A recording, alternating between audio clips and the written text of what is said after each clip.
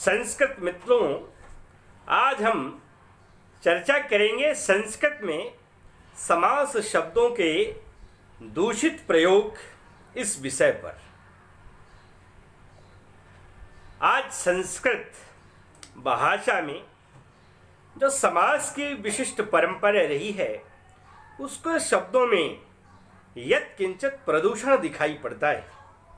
विभिन्न प्रकार के वाक्यों में लोग समस्त शब्दों का प्रयोग तो करते हैं, परंतु वे प्रयोग जब यथेष्ट नहीं होते तो उनसे वाक्य प्रदूषित होते हैं और फिर भाषा प्रदूषित होने लगती है और इस प्रकार से एक विघटनात्मक स्थिति बनने लगती है जो भाषा के लिए कथमपि समीचीन प्रतीत नहीं होती। इसलिए आज हम कुछ ऐसे समस्त पदों के प्रयोग की चर्चा करना चाहेंगे जहां यदि जरा सी सावधानी रखी जाए तो हम भाषा को इस विघटन से बचा सकते हैं। हम जानते हैं कि जो समस्त प्रयोग हैं, समासगत शब्दों के प्रयोग हैं, वे अत्यंत महत्व रखते हैं और आज ही नहीं, हमने अतीत में भी देखा है कि जब कभी इस तरह के शब्दों के प्रयोग हुए हैं तो कभी कभी गंभीर समस्याओं के वे व्युत्पादक भी रहे हैं।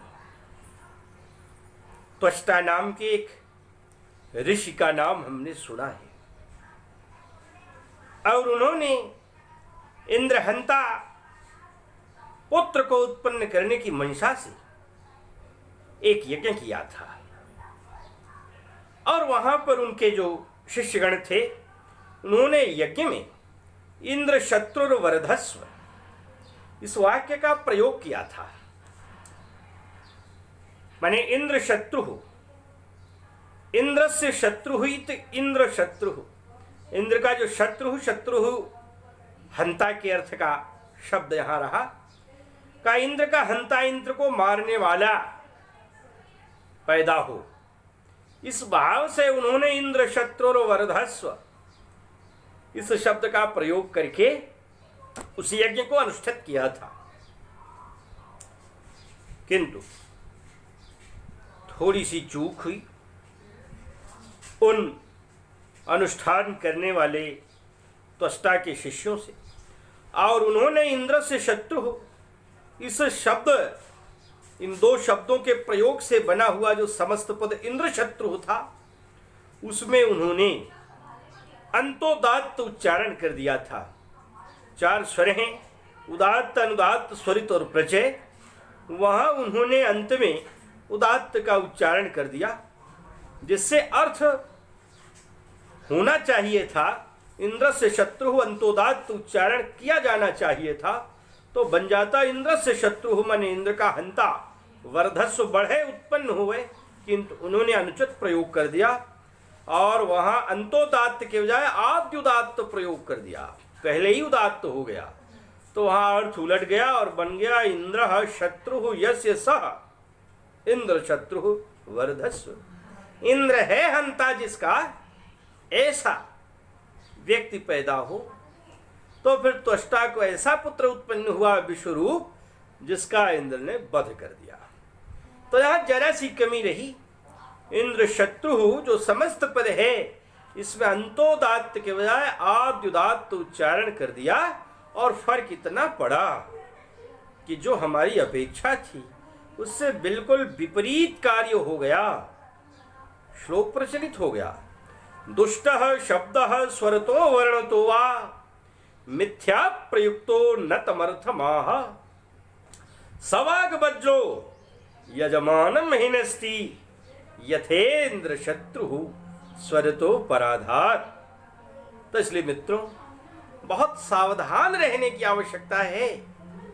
आज प्रायः दिखाई पड़ता है कि शब्दों के अनुचित प्रयोग हो रहे हैं और समस्त शब्दों के प्रयोग में तो अक्सर ऐसी त्रुटियां दिखाई पड़ रही हैं। हम चैलेंज नहीं करते, हम ये नहीं कहते कि नहीं हो सकती, किंतु ज्यादा से ज्यादा सावधानी बरती जाए ताकि ऐसा न होने पावे। कहीं कहीं बड़े दर्जे के व्यक्तियों से हो गई चूक भी गुण बन जाती है, ऐसा नहीं है। महाकवि भवभूति ने भी किया है। कुछ जगहों पर इस तरह के प्रयोग बड़े दर्जे के कवियों में भी देखे गए हैं और प्रसिद्ध भी है। चतुर्दश सहस्राणि चतुर्दश राक्षसा त्रयश्च दूषण खर त्रिमूर्धानो रणे हता। तो खर त्रिमूर्धानो रणे हता, दूषण खर त्रिमूर्धान, इस शब्द का प्रयोग उन्होंने किया है। अब यहां जो त्रिमूर्धान है शब्द का प्रयोग है, यहां त्रिमूर्धा है शब्द का प्रयोग होना चाहिए था। तो इसलिए वहां त्रयो मूर्धानो यस्य सह त्रिमूर्धा, तो दूषण खर त्रिमूर्धा ये कहा जाना चाहिए था, परंतु उन्होंने जरा सी चूक की और त्रिमूर्धान यह प्रयोग बन गया। तो इसलिए बहुव्रीहि समास में बना हुआ यह प्रयोग समीचीन नहीं प्रतीत होता। तो इस तरह कभी कभार इस प्रयोग हो भी गए हैं, किंतु हम कुछ ऐसे इसी तरह के शब्दों की चर्चा करेंगे जिनमें यदि जरा सा ध्यान रखा जाए तो हम सामान्यतया चूकों से, त्रुटियों से, गलतियों से, अशुद्ध प्रयोगों से बच सकते हैं। यद्यपि सांगोपांग त्रुटि ही न हो ऐसा संभव नहीं होता, किंतु ध्यान रखना तो आवश्यक होता ही है। हम कुछ शब्दों को लेंगे, जैसे मान लीजिए वाक्य आजकल दिखाई पड़ता है, कभी लोग प्रयोग भी करते हैं। रघु मृणमयेन पात्रेण कौत्साय अर्घ्यम दत्तवान। हमने कुछ प्रयोगों को लिया है जहां मैंने देखा है कि लोगों ने अनुवाद करते कराते समय अपनी अपनी पुस्तकों में उस तरह की अशुद्धियां की हैं। उन्होंने कहा रघु ने मृणमयेन पात्रेण, मिट्टी के बने हुए पात्र से, कौत्साय, कौत्स को अर्घ्यम दत्तवान, अर्घ्य प्रदान किया। कौत्स का नाम जानते हैं, बर्तंतुरिश का शिष्य था, उसको अर्घ्य दिया था। जब वह पहुंचा था अपने गुरु के द्वारा 14 करोड़ स्वर्ण मुद्रा की मांग को पूरित करने के लिए वह महाराज रघु के राज्य में आया था और उनके समक्ष पहुंचा था। देखा था रघु मिट्टी के पात्र में भोजन कर रहे थे, क्योंकि उस समय उन्होंने अपना सर्वस्व दान कर दिया था। प्रतिवर्ष दान करने वाले ये सूर्यवंशी राजा थे। तो यहाँ प्रयोक्ता ने कहा है मृणमयेन पात्रेण, मृणमयेन और पात्रेण, पात्रेण का विशेषण है मृणमयेन, या मृत शब्द है, बाद में मयट प्रत्यय का म है, इसलिए प्रयोक्ता ने सबसे पहले यहाँ मृद धन मयट दकार के स्थान पर नकार आदेश किया होगा। सूत्र है प्रत्यय भाषायाम नित्यम। प्रत्यय भाषायाम नित्यम ये कहता है कि अगर बाद में प्रत्यय का प्रयोग हो तो भाषायाम, संस्कृत भाषा में नित्यम माने नित्य रूप से पर रूप संधि का प्रयोग हो जाता है। मयेन यहाँ मय है, म है जो अनुनासिक व्यंजन है, उसी अनुनासिक व्यंजन के रूप में यहाँ का जो यर प्रत्याहार का पूर्व का वर्णमा विद्यमान द है, इसी वर्ग का 5वां वर्णादेश यहाँ हो जाएगा। द तवर्ग का वर्ण है, त थ द ध न, और न यहाँ पर हो जाएगा तो बन जाएगा मृणमयेन। तो मृणमयेन पात्रेण। अब लोगों ने देखा कि मृणमयेन कम बैठता है तो उन्होंने बना लिया मृणमयेन, अब जब मैं के पूर्व में विद्यमान न है तो फिर उस न के जगह पर न कैसे आएगा? आप कहेंगे कि भाई मृ के बाद री है, मृ में विद्यमान है, और र री और श के बाद में रहने वाला न अटकोप्वांग नुम व्यवाये सूत्र के द्वारा या रसाभ्याम नोण समान पदे सूत्र के द्वारा वहां यहाँ तो ठीक री के बाद न है, इसलिए रसाभ्याम नोण के द्वारा परिवर्तित हो जाता है, दूसरे में बदल जाता है, न के स्थान पर न हो जाता है। तो यहाँ भी हो जाएगा, मृण्मयेन के बजाय मृण्मयेन हो जाएगा, किंतु ऐसा यहाँ नहीं होगा, क्योंकि रसाभ्याम नोण ये जो सूत्र है ये अष्टाध्यायी के 8वें अध्याय के चौथे पाद का पहला सूत्र है, जबकि प्रत्यय भाषायाम नित्यम इसके 8वें अध्याय के चतुर्थ पाद का 45वां सूत्र है। तो इसलिए प्रत्यय भाषायाम नित्यम रसाभ्याम नोण के सापेक्ष परवर्ती है, और परवर्ती होने के कारण रसाभ्याम नोण की दृष्टि में वह असिद्ध है। असिद्ध का अर्थ हुआ कि यहाँ उसकी दृष्टि में न हुआ ही नहीं है, उसे तो वहाँ द ही दिखाई पड़ता है, तो ऐसी स्थिति में उसका स्थान है ही नहीं, लिहाजा वहाँ न कोण करेगा ही नहीं। तो इसलिए मृण्मयेन के बजाय मृण्मयेन ही बना रह जाएगा। तो इसलिए यहाँ बन जाएगा रघु रघु मृण्मयेन पात्रेण कौत्साय अर्घ्यम दत्तवान, न कि रघु मृण्मयेन पात्रेण कौत्साय अर्घ्यम दत्तवान। मित्रों ध्यान रखिएगा, मृण्मयेन के बजाय मृण्मयेन यही वाक्य ठीक है, मृण्मय के बजाय मृण्मय ये वाक्य समीचीन है। इस बात को ध्यान में रखने की आवश्यकता है। इसी तरह के बहुतेरे शब्द हैं। बड़ा आश्चर्य होता है, तमाम लोग फेसबुक पर, व्हाट्सएप पर, विभिन्न माध्यमों से शब्दों को लिखते हैं, बताते हैं। इंद्रशत्रु में तो उच्चारणगत समस्त पदों का दोष दिखाई पड़ रहा था, किंतु जब लिपिगत दोष दिखाई पड़ता है तो यह अक्षम्य होता है। तो इसलिए ध्यान रखिएगा, बोलने में चूक का हो जाना बहुत खराब नहीं माना जा सकता, हो जाता है कभी कभी, किंतु लिपिगत जो दोष हैं ये प्रायः अक्षम्य होते हैं, और इस तरह के दोष प्रायः दिखाई पड़ते हैं तो कष्ट होता है, क्षोभ होता है। मैंने देखा, अर्जुन भगवतः विराट रूपम दृष्टवान, अर्जुन ने भगवतः भगवान के विराट रूपम दृष्टवान, विराट रूप को देखा। अब लिख दिया विराट रूपम। ध्यान देने की बात है, जब रूपम का र बाद में है तो झलाम जशोंते सूत्र के अनुसार स्वयं ही ट के जगह पर ड हो जाएगा, उसी वर्ग का तृतीय वर्ण हो जाएगा, जस्त संधि का प्रयोग हो जाएगा। तो यहां जब मिलाएंगे तो इसलिए वह समस्त पद हो जाएगा, समास बन जाएगा। तो विराट रूपम के बजाय विराट रूपम हो जाएगा, ट की जगह पर ड हो जाएगा।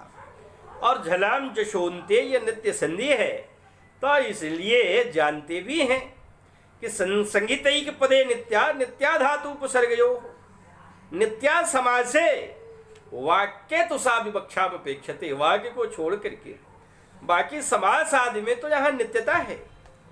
तो इसलिए यहाँ विराट और रूपम, विराट और रूप जब दोनों में हम समास बनाएंगे तो विराट रूप होगा, तो विराट रूपम दृष्टवान ये होना चाहिए। तो इस तरह के प्रयोग बहुत हैं।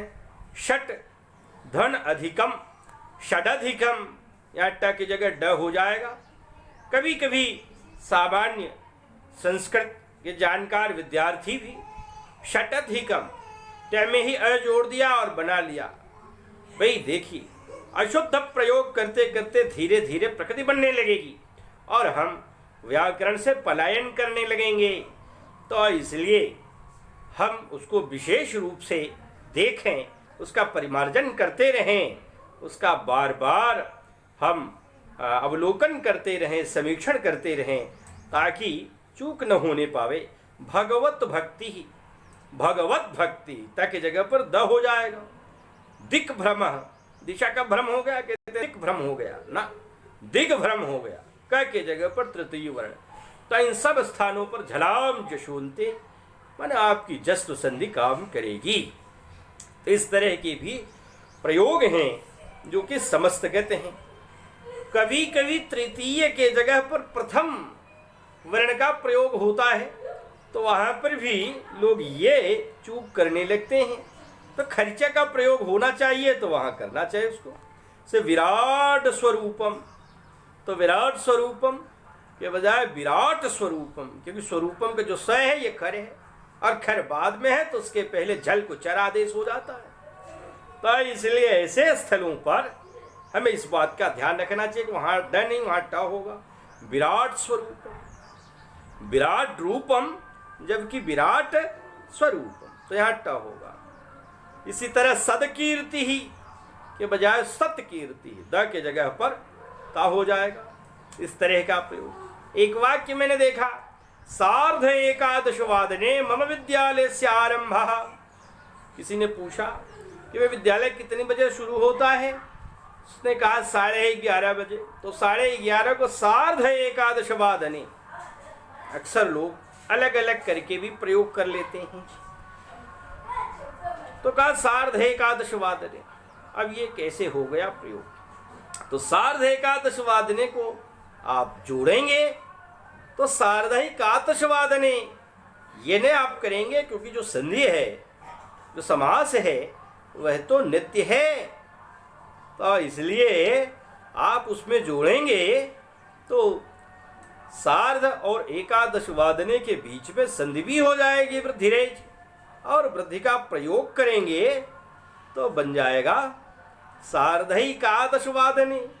तो सार्धैकादश वादने ये प्रयोग हो जाएगा। कभी कभी लोग बीच में लिखते समय सार्धैकादश वादने कह दिया, बीच में निशान लगा दिया लिखते समय, तो इसलिए एक रेखा लगा दिया और रेखा लगा करके भी लिख देते हैं सार्ध एकादश वादने। परंतु विशेष रूप से जो उचित है सार्धैकादश वादने, तो इसलिए ध्यान रखना चाहिए। आजकल नई परिपाटी जैसे चल गई कि शब्दों की संस्कृत लोग नहीं बनाते, और 1869 ईस्वी पोरबंदर नाम स्थाने महात्मा गांधीनः, अब ध्यातव्य है कि जो ये जब आप सब संस्कृत में लिख रहे हैं तो संख्या को क्यों छोड़ा, उसको भी पकड़ने की आवश्यकता है। बराबर भले ही सरलीकरण के लिए आप उसको कोष्ठक में लिख दें या उच्चारण के लिए उसको संस्कृत के साथ साथ उसको भी कर दें, अन्यथा जो संख्यावाची संस्कृत है वह कमजोर होगी। तो इसलिए यह भी ध्यातव्य है कि बराबर उसका प्रयोग किया जाना चाहिए। बहुत सारे शब्द हैं, लोग लिखते हैं शास्त्री महोदय हद्यस्माकं गृहमागच्छति, आज शास्त्री जी हमारे घर आएंगे। तो शास्त्री महोदय, शर्मा महोदय, वर्मा महोदय, त्रिपाठी महोदय, सारे शब्द गलत हैं। इसलिए कि जब हम शास्त्री महोदय लिखते हैं तो दोनों को समास में पृथक पृथक करते हैं, तो शास्त्रन सु और महोदय सु, ये अलग अलग अलौकिक विग्रह करते हैं। फिर शास्त्रन का सु गायब करते हैं, सुलोपो मैंने सु का लोप कर लेते हैं प्रातिपदिकांतस्य, माने प्रातिपदिक के अंत का, तो वहाँ शास्त्रन और महोदय यही दो शब्द रह जाते हैं। फिर शास्त्रन के न का नलोपः प्रातिपदिकांतस्य, इस सूत्र से लोप कर लेते हैं, तो फिर शास्त्री और महोदय बचता है, जोड़ देते हैं, तो शास्त्री महोदय है, शास्त्री महाभागः, ये बनता है। तो इसलिए वहाँ जो शास्त्री में त्र में बड़ी है उसके जगह पर छोटी ह्रस्व स्वीकार हो जाता है। इसी तरह शर्मा को मूल शब्द है शर्मन, और शर्मन का रूप चला शर्मा, शर्माणो, शर्माण, बर्मन, बर्मा, बर्माणो, बर्माण। तो इसलिए शर्मा महाभागा है नहीं, शर्म महाभाग। तो इसलिए शर्म महाभाग ये कह सकते हैं, क्योंकि मूल शब्द तो हमारा शर्मन है, और न का न लोपः प्रातिपदिकांत से लोप हुआ, महाभाग को जोड़ दिया तो शर्म महाभाग हुआ। अब अपने अनुसार हम उसमें विभक्ति लगाते हैं। तो इसलिए शर्म महाभाग, वर्म महाभाग, द्विवेदी वर्य नहीं द्विवेदी वर्य, द्विवेदन न का भी वैसे ही लोप हुआ, द्विवेदी वर्य, त्रिपाठी वर्य, वाजपेयी वर्य, इस तरह के तमाम शब्द हैं, इसलिए ध्यान रखने की आवश्यकता है। मैंने प्रयोग देखा, महात्मा गांधी वर्येण श्रेष्ठ आचार प्रदर्शित। महात्मा गांधी वर्येण, तृतीया विभक्ति एक वचन का प्रयोग है। महात्मा गांधी वर्य था, उसको तृतीया एक वचन में बनाया, महात्मा गांधी वर्येण श्रेष्ठ आचार प्रदर्शित। श्रेयानिति श्रेष्ठ, स्थन प्रत्यय लगा, मैंने सुपरलेटिव डिग्री में तो श्रेष्ठ सबसे अच्छा आचार प्रदर्शित किया गया। यहाँ महात्मा गांधी वर्येण, तो महागांधी, यहाँ तो गांधी को गांधी किया, क्योंकि गांधी वर्य है के बजाय गांधी वर्य है, ये तो ठीक रहा। लेकिन उसके पहले जो महात्मा है वो नहीं मिटा, क्योंकि वहाँ महात्मन शब्द है, वहाँ महात्मन के भी न लोप है, प्रातिपदिकांत से न का लोप हो जाएगा, तो वहाँ महात्मा गांधी वर्य बनेगा। तो महात्मा गांधी वर्य है, तेन महात्मा गांधी वर्येण, तो यहाँ भी तृतीया नहीं होगी, माने वहाँ जो महात्मा का दीर्घाकार दिखाई पड़ रहा है वह नहीं होगा। तो इसलिए महात्मा गांधी वर्य है या महात्मा गांधी वर्येण, ये प्रयोग दिखाई पड़ना चाहिए। तो इसलिए इसमें दो जगहों पर ऐसा था, एक जगह तो ठीक किया, माने गांधी वर्य तो किया, किंतु महात्मा गांधी वर्य न करके महात्मा गांधी वर्य किया, इसलिए अशुद्ध प्रयोग हो गया। तो इसलिए इन बिंदुओं पर ध्यान रखने की आवश्यकता है। एक शब्द और बड़ा कष्ट देता है, तमाम शोध छात्र जो शोध कर रहे हैं, ऐसे छात्र वे शोध छात्र लिखते हैं। एक वाक्य मैंने देखा, अद्य संस्कृत छात्राः नाटकम प्रदर्शयन्ति। आज संस्कृत के छात्र नाटक प्रदर्शित करेंगे, प्रदर्शयन्ति या प्रदर्शित करेंगे, इस भाव से प्रदर्शयन्ति कह दिया। अब संस्कृत छात्राः ये प्रयोग दर्शाया। मित्रों, ये जानते हैं कि छेच ये एक सूत्र है, और चूंकि संस्कृत का व्याकरण तो पाणिनि ने बहुत कंप्लीटली व्यवस्थित कर दिया है, इसलिए हमें यह अवकाश नहीं है इधर उधर जाने का। इसलिए 99% स्थिति में ये बहुत स्पष्ट है, बस इसका चिंतन की आवश्यकता है, इस पर ध्यान लगाने की आवश्यकता है, सब ठीक रहेगा। तो यहाँ उन्होंने कहा छेच, यहाँ तुक का आगम होता है और वह नित्य आगम होता है, वहाँ विकल्प की पद्धति नहीं है। तो इसलिए उन्होंने कहा कि ये जो तुक का आगम होगा वह ह्रस्व स्वर के बाद अगर छकार दिखाई पड़ रहा हो तो होगा। अब यहाँ संस्कृत छात्र में त में अ है, ह्रस्व है, अब बाद में छात्र का छ है, तुक का आगम बीच में हो गया, तुक में उ का लोप हुआ, त बचा, और त को बाद में छ होने के कारण शुत्व संधि हो गई तो छ हो गया। तो इसलिए हो गया संस्कृत छात्रा है ना, संस्कृत छात्रा, वहाँ च भी आना चाहिए। इसी तरह से शोध छात्र है नहीं बल्कि शोधच छात्रा, वहाँ च भी आना चाहिए। अब ये नित्य व्यवस्था है, तो इसलिए ये बात खलती है। तो प्रियच छात्रा न कि प्रिय छात्रा, अद्यतन छात्रा न कि अद्यतन छात्रा, विद्यालय छात्रा न कि विद्यालय छात्रा, पुरुष छात्रावास न तो अपितु पुरुष छात्रावास, वहाँ भी जाएगा। तो इसलिए हर एक स्थान पर तो कायागम यदि अवसर है तो वहाँ करना चाहिए, यदि दीर्घ है तो वहाँ वैकल्पिक पद्धति हो जाती है, किंतु वहाँ पर ह्रस्व होने पर यह कदापि नहीं होती। तो इसलिए वहाँ लक्ष्मी छाया और लक्ष्मी छाया बन जाता है, किंतु वहाँ पूर्व में दीर्घ स्वर होना चाहिए, ह्रस्व नहीं। तो इस तरह शोधक छात्र आदि शब्दों पर तो विशेष आवश्यकता है जानने की, विशेष रूप से विद्यार्थी जनहिताय। विद्यार्थीगण लिखते हैं, देखने पर कष्ट होता है। तो इस तरह से बहुत सारे शब्द हैं। अब हम ज़्यादा शब्दों को नहीं ले सकते, इसलिए कुछ शब्दों को यहाँ पर लिया है। आजकल अभी थोड़े दिन पहले ही नवरात्र बीता हुआ है, तो उसमें भी देखा गया था कि फेसबुक पर और व्हाट्सएप पर कुछ लोगों ने नवरात्र लिखा हुआ था। प्रोफेसर रहस्य बिहारी द्विवेदी जी भारतवर्ष में संस्कृत भाषा के विलक्षण विद्वान हैं और जबलपुर विश्वविद्यालय में वे संस्कृत विभाग के अध्यक्ष पद को भी अलंकृत कर चुके हैं और वाल्मीकि रामायण आदि उनके बड़े दर्जे के महाकाव्य हैं।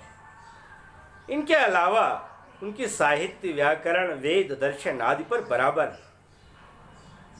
पकड़ है और विभिन्न प्रकार के शब्दों की व्याख्या भी करते रहते हैं। उन्होंने इस शब्द पर मुझसे चर्चा भी की थी।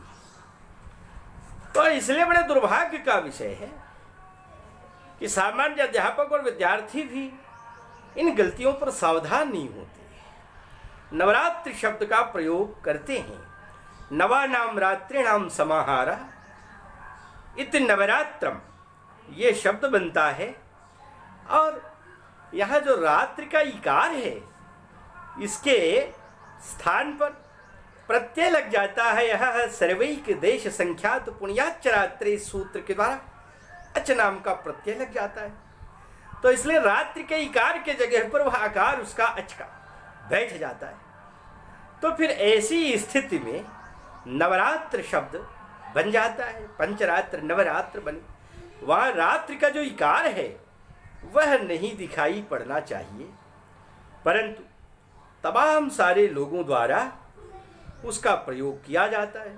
सामान्यतया एक वाक्य मुझे मिला, त्रिविक्रमः मध्यरात्रौ श्मशान भूमौ संचरति स्म, मध्यरात्रौ इस शब्द का प्रयोग मिला। अब ये रात्रौ तो ठीक है, किंतु जब मध्य शब्द जोड़ दिया तो ये समस्त पद हो गया, तो समास बन गया। और जब समास बन गया तो ऐसी स्थिति में तो यहाँ पर भी अच प्रत्यय लग गया। अह सर्वैक देश संख्यात पुण्याच्च रात्रि है, सूत्र के द्वारा यहाँ रात्रि शब्द है, इसलिए इससे अच प्रत्यय लगा। तब तो फिर मध्यरात्र हो गया, और जब मध्यरात्र हुआ तब रात्रा हाहनाह पुंसित पुंस्पम। मैंने एक सूत्र है जो रात्रि शब्द, अहन शब्द, इसमें जब अच प्रत्यय का प्रयोग होता है तो वहाँ पर पुल्लिंग में ही उसके प्रयोग दिखाई पड़ते हैं। तो इसलिए वहाँ पुंस्त भी आ जाता है, माने पुल्लिंगता दिखाई पड़ने लगती है। तो यहाँ मध्य रात्र ये शब्द बनता है। अब जब सप्तमी विभक्ति एक वचन में उसको बनाएंगे तो मध्य रात्रे बनेगा, रात्रा हनाहा पुंसी, ये सूत्र है। और इसके द्वारा पुल्लिंग में उसका प्रयोग हो गया और सप्तमी विभक्ति एक वचन में बन गया मध्यरात्रे, तो न कि मध्यरात्र। तो ये इसी तरह के तमाम शब्द भाषा में आए। अर्धरात्रः, पूर्वरात्रः, अपररात्रः, सर्वरात्रः, संख्यात रात्रः, पुण्यरात्रः, ये सब प्रयोग लघु सिद्धांत कौमुदी में हैं। तो इसलिए मित्रों, इन सबको देखने की आवश्यकता है, इन सबको समझने की आवश्यकता है। तो इसलिए विभिन्न प्रकार के शब्द हैं। आजकल पथ प्रदर्शक शब्द का प्रयोग होता है, जबकि ज़्यादा समीचीन है पथ प्रदर्शक। तो इसलिए क्योंकि शब्द पथिन है, और जब पथिन के न का न लोपः प्रातिपदिकांत से लोप हो जाएगा तो पथि और प्रदर्शक जुड़ जाएगा तो बन जाएगा पथिक प्रदर्शक है। मार्ग प्रदर्शक है तो ठीक है, किंतु पथ प्रदर्शक के बजाय पथि प्रदर्शक यह प्रयोग विशेष समीचीन है, होना चाहिए, किंतु दुर्योग वसात संचरण के अर्थ में पथ प्रदर्शक का प्रयोग हो रहा है। तो इसलिए मित्रों, हमें सावधान रहने की अपेक्षा है। सहस्राधिकाः शब्दाः वृद्धन्ते तादृशाः, परंतु जागृयाम वयम, हमको सही स्थान पर सही शब्दों का प्रयोग जानने की अपेक्षा है। इसलिए आज हमने कुछ शब्दों की चर्चा की, फिर भविष्य में मुलाकात होगी और आगे की चर्चा में आगे के विभिन्न शब्दों को लेकर धीरे धीरे ऐसे समस्त पदों की चर्चा करना हम उचित समझेंगे, प्रासंगिक समझेंगे, जो कि भाषा के लिए, भाषा की सुष्ठुता के लिए नितांत आवश्यक हैं। उनकी अपेक्षा है आज के युग में, वे बड़े प्रासंगिक हैं। बस इन्हीं शब्दों के साथ हम वाणी को विराम देते हैं। धन्यवाद।